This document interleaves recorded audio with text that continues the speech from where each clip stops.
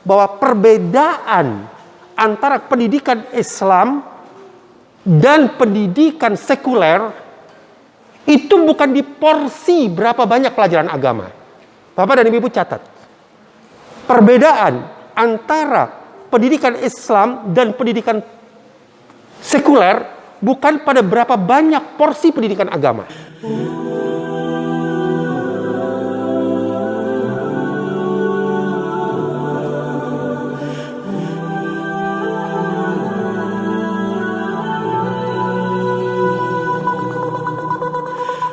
Semangat untuk kembali ke Islam itu luar biasa semangat ini.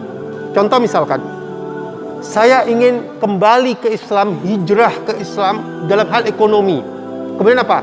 Saya tinggalkan bank ribawi. Saya tidak mau lagi pakai bank ribawi. Saya mau hijrah kembali ke Islam. Saya tinggalkan leasing ribawi. Itu Masya Allah. Wanita-wanita, saya mau hijrah ke Islam. Saya rubah cara berpakaian menutup aurat saya. Ya, dalam pakaian, dalam kita lihat, Masya Allah, semangat hijrah itu luar biasa. Tetapi itu berdasarkan pengamatan kami, catatan kami, hijrah yang terkait dengan pendidikan kembali kepada konsep Islam, bagaimana sesungguhnya salafus saleh dulu mendidik anak-anaknya, ini yang kami lihat perlu semangat lebih besar. Perlu menghadirkan konsep lagi yang menggali lagi bagaimana konsep para salafun saleh dalam mendidik anak-anak mereka. Tentang keberhasilan salafus saleh dalam mendidik anak tidak diragukan, Bapak dan Ibu sekalian.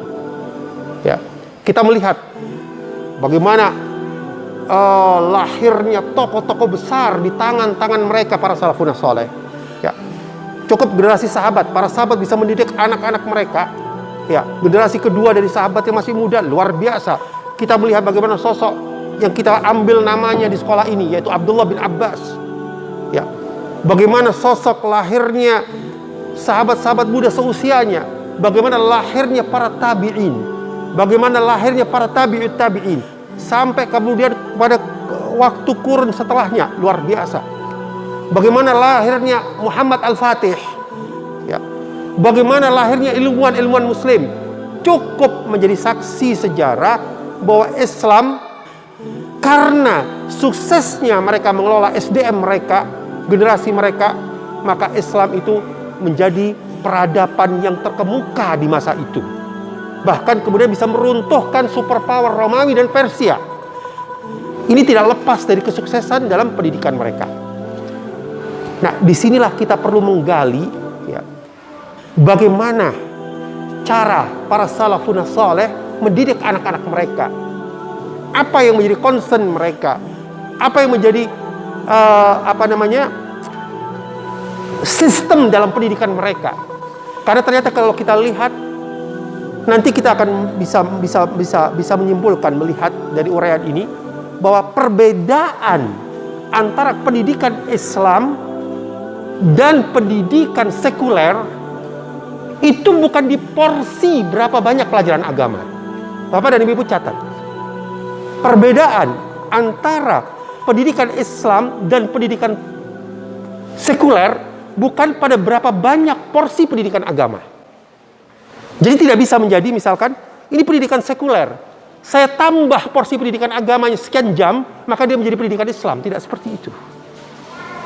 Tetapi pendidikan Islam itu adalah sesuatu yang dari konsep awalnya sudah berbeda dengan pendidikan sekuler. Tujuannya berbeda, latar belakangnya berbeda, daya dorong pendidikan itu berbeda. Nah, ini yang kita ingin sepakat dulu di sini. Ibu-ibu sekalian, ini ada pernyataan Imam Malik. La yasluhu akhiru hadhihi al-ummah illa bima saluha bihi awwaluhu. Tidaklah umat ini akan menjadi baik kecuali dia diperbaiki sebagaimana umat dahulu diperbaiki.